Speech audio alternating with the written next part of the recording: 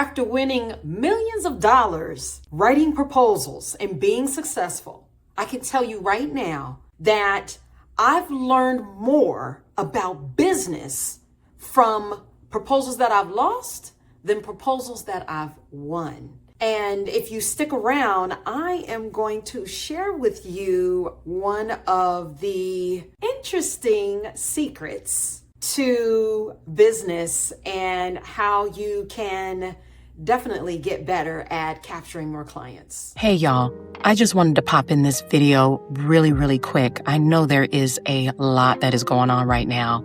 There are people being laid off, there are people being fired.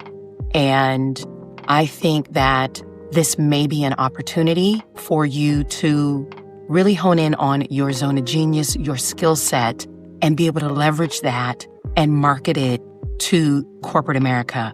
And so on this channel, that is what I'm going to be helping you do as well. As a professional who has a skill set, there are a number of things that you can be doing right now, whether you need something on a short-term contracting basis, or whether you are looking to market your skills for something a little bit more permanent. But in either of those cases, Make It a Double is really about taking your zone of genius, all of the skill set and experience that you have, and leveraging that in ways that can make and scale you money. So I hope that you continue to tap into this channel. I'll be talking about all of those things, training you, upskilling you as much as I can as possible. And so I look forward to continuing to connect with you. And now back to the video. Thanks, bye.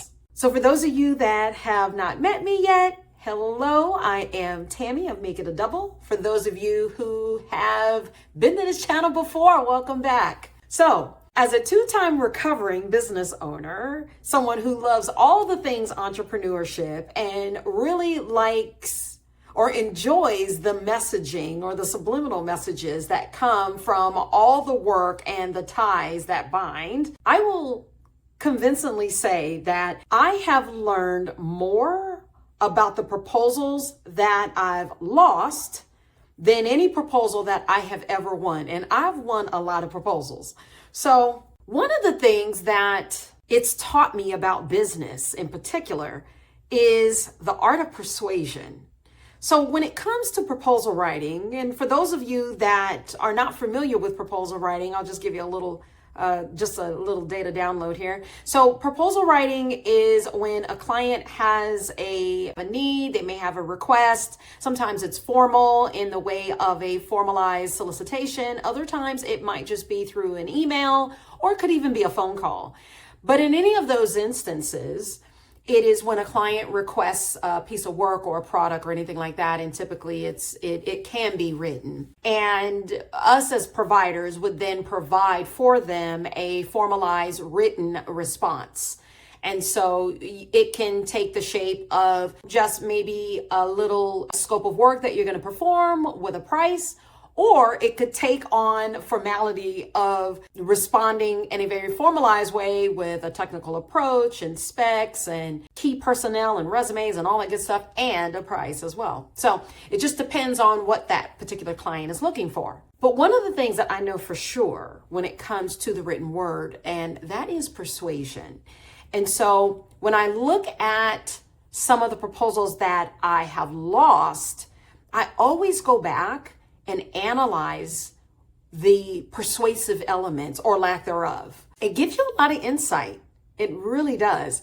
And so you start to wonder when you were communicating something on paper, did it move the meter? Did it not? Did it strike an emotion in somebody? Did you really hit the mark, right? Did you really understand their requirement? And were you able to successfully articulate why you are the best provider? And when you do proposals, they're very much about the skill of storytelling, right? And also being persuasive on paper. So there's a lot that you have to know, and there's a lot that you have to learn about a customer. And you may be saying to me, well, Tammy, I may not know anything about a particular customer. And when you are writing proposals, those are things that you need to do the research on, and the things that you need to do a little bit of digging on, because those are things that you should be sprinkling back into a response. And so when it comes to business and you have a client that is interested in working with you, and you might need to put forth some sort of formal email or maybe a few pages or even a presentation, you really need to know something about that customer. You really need to be able to persuade them, if you will, of why you are the best fit or the best alternative or the best solution. And all of that takes work. It takes you understanding what you can provide uniquely to the marketplace and then be able to articulate that on paper. Another thing is understanding your storytelling elements, right? So making sure that that is part of your response. It can be so nuanced, like it really can be. And so you have to be really clear about the story that you're telling. And again, it's also about understanding that customer. That is going to take some research. It's going to take some phone calls. It's going to take some conversations.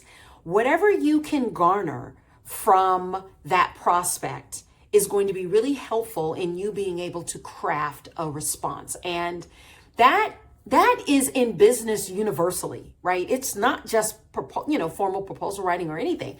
That is business universally, is really understanding the crux of your customer. There's an element of strategic thinking in all of the work that you do in this mode. And the interweaving of persuasion and storytelling and customer discovery, and really being crystal clear about how your offering or how your solution or how your product or whatever it happens to be is in alignment with the thing that is really driving that requirement and really driving that customer. Another thing that I will say that I have learned, again, about the losing proposals as it relates to business is needing to know my customer. And I just said it. It's really understanding what is driving that buyer. Is it a fear? Is it, maybe it's something that they're missing. Is it a gap in something that they don't have? Is it a gap in knowledge, a gap in skill set, anything like that? Is it a limited budget? So I need to know what is driving that customer. They always say what is keeping them up at night, but sometimes that's really true, right? Sometimes it's those intangible things. Do they want more time? Do they want more time with their family? Do they want more money? Do they want more money for their family?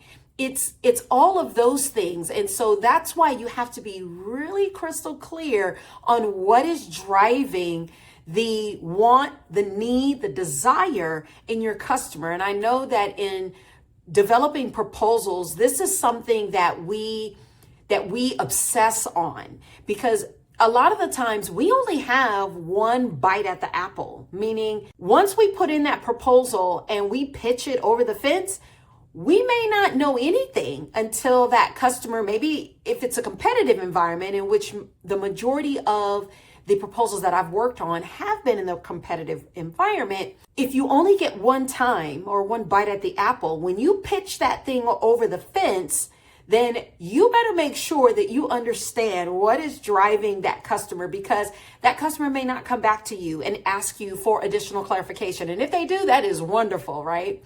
But most of the time they don't, especially in a competitive environment. And so it is incumbent upon us to understand what is driving the interest of that particular customer.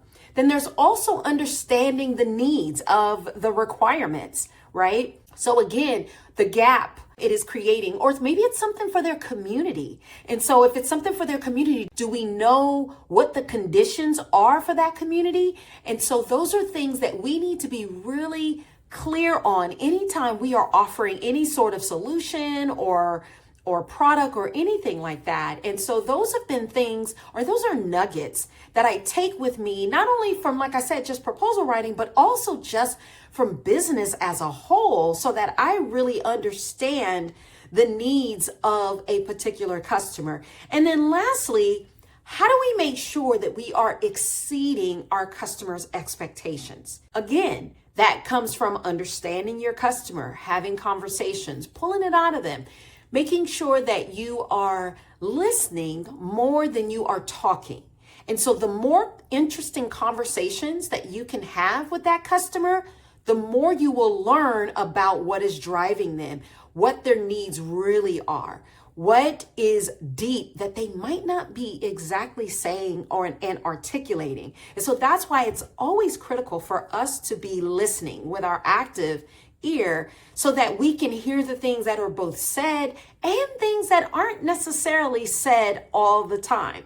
And so I hope that those were some very useful tips for you as you position your offering, your solution, your product with your customer, right? There's all these little nuances that we always have to be in attune to. And I think just as entrepreneurs, that is something that we should get in the habit of practicing all the time. So if you enjoyed that message, it's just a little tidbit from my universe of the world. Thank you so much for subscribing. Thank you so much for following me here on this channel. And like I have said before, we only have one life.